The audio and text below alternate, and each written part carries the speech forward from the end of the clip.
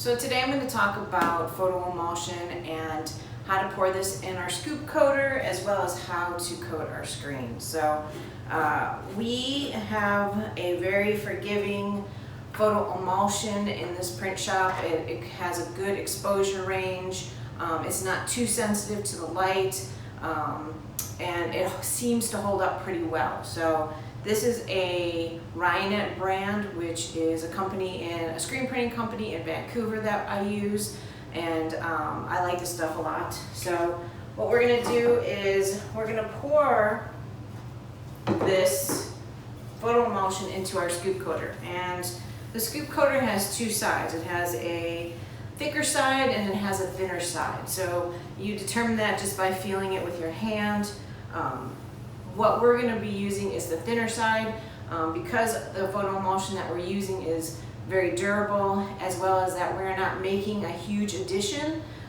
This thinner side seems to work pretty well. If you wanted a thicker side or a thicker coating of the photo emulsion, then you want to use the duller side or the thicker side.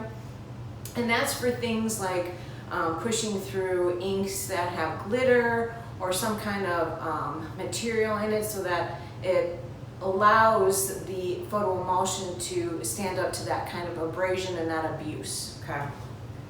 So I have the photo emulsion in this little jar here, and before I pour, I actually grab some paper towels.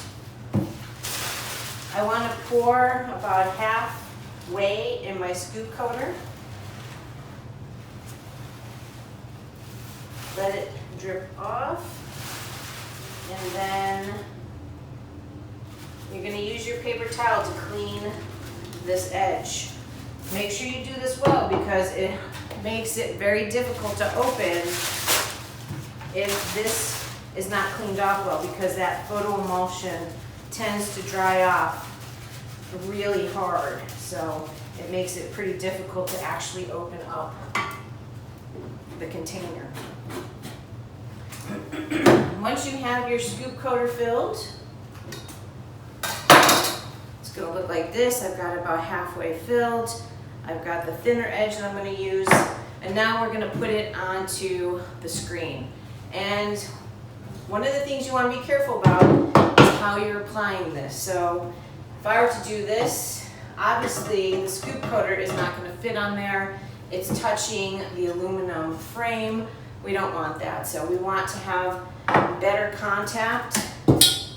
So we want to do it in this orientation, and this allows the scoop coater to push into the screen, so we get a little bit of leverage there. So you never want your scoop coater touching the aluminum, so make sure you're giving it at least an inch border all the way around.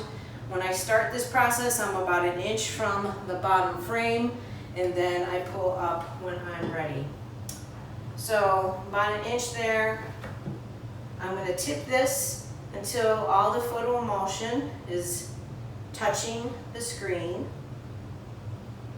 Okay, once the photo emulsion is touching the screen, you want to give it a little pressure, maintain that angle, draw it up. Before you take it off, you want to tilt the scoop coater back and then kind of give it a little shuffle to kind of make sure that you don't get any big drips. So you can see here I do have a pretty big drip that's happening right here. Now I'm going to go ahead and thin this out, because if I don't, it's going to take a long time for this photo emulsion to dry. So the goal here is we don't want to have a ton of drying time. I just use matte chips for this process. It's very easy, it's soft, it's not going to cut your screen. Just go ahead and kind of thin any areas out that you feel like are too thick. And then go ahead and throw that out. The last thing I do is, like I was saying, how the photo emulsion dries really hard. You want to make sure that you're wiping the lip off of the scoop coater. If it dries on there, it can become really hard, and if somebody applies pressure when they're coating their screens, it could rip their screen. So just take a little paper towel and make sure the lip of this is clean. Then I'm gonna go ahead and I'm gonna put this cap on it so that it stays fresh.